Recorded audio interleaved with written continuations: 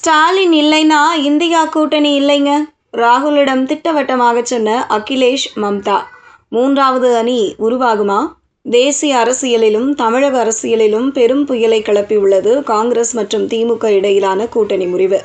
தமிழகத்தில் விஜய் தலைமையிலான தமிழக வெற்றிக் கழகத்துடன் காங்கிரஸ் தலைவர் ராகுல் காந்தி கைகோர்த்ததை தொடர்ந்து பல ஆண்டுகளாக நீடித்து வந்த திமுக காங்கிரஸ் கூட்டணி அதிகாரப்பூர்வமாக முடிவுக்கு வந்தது.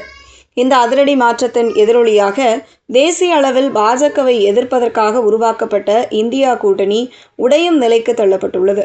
தமிழகத்தில் திமுக கூட்டணியை முறித்து கொண்டு விஜய் தலைமையிலான தாவேக அரசுக்கு காங்கிரஸ் ஆதரவு அளித்த முடிவு இந்தியா கூட்டணியில் உள்ள பிற மாநில கட்சிகள் இடையேயும் அதிர்ச்சியை ஏற்படுத்தியுள்ளது.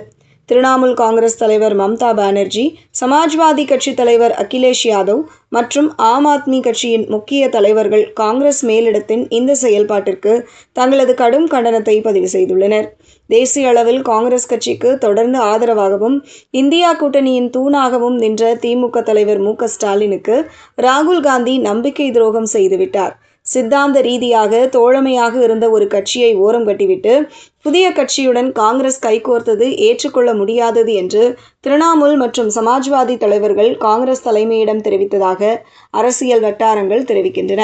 இந்தியா கூட்டணியில் காங்கிரஸ் கட்சியின் தன்னிச்சையான போக்கை மாநில கட்சிகள் கடுமையாக விமர்சித்து வருகின்றன. தென்னிந்தியாவில் மிக பலம் வாய்ந்த சக்தியாக விளங்கும் திமுகவை கழற்றிவிட்டு தேசிய அளவில் எதிர்க்கட்சிகளை ஒருங்கிணைக்க முடியாது என்று மம்தா பானர்ஜியும் அகிலேஷ் யாதவும் தெளிவாக கூறியுள்ளனர். திமுக இல்லாத ஒரு இந்தியா கூட்டணிக்கு எந்தவித அர்த்தமும் இல்லை. அது முகவரியற்ற கூட்டணியாகவே மாறும். மாநில கட்சிகளின் தியாகத்தாலும் உழைப்பாலும் உருவான ஒரு கூட்டணியை காங்கிரசின் தவறான அரசியல் முடிவுகள் சீர்குலைத்துவிட்டன என பிராந்திய கட்சி தலைவர்கள் குற்றம் சாட்டியுள்ளனர்.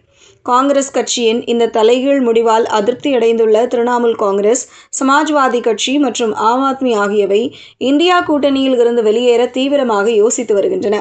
காங்கிரஸை ஒதுக்கிவிட்டு திமுக மற்றும் சிஜேபி போன்ற தோழமை கட்சிகளுடன் இணைந்து தேசிய அளவில் ஒரு புதிய மூன்றாவது அணியை அமைப்பதற்கான முதற்கட்ட பேச்சுவார்த்தைகள் மறைமுகமாக தொடங்கியுள்ளன.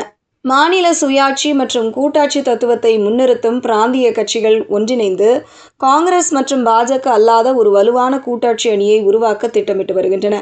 இதில் சிஜேபி, திமுகவை மையப்புள்ளியாக வைத்து தேசிய அரசியலில் நகர்வுகளை மேற்கொள்வதற்கு டெல்லி மற்றும் கொல்கத்தா வட்டாரங்கள் காய்களை நகர்த்தி வருகின்றன.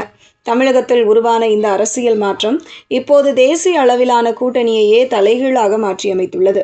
திமுக காங்கிரஸ் பிளவை தொடர்ந்து இந்தியா கூட்டணியில் இருந்து முக்கிய மாநில கட்சிகள் வெளியேறினால் அது வரவிருக்கும் தேசிய மற்றும் மாநில தேர்தல்களில் மிகப்பெரிய தாக்கத்தை ஏற்படுத்தும்.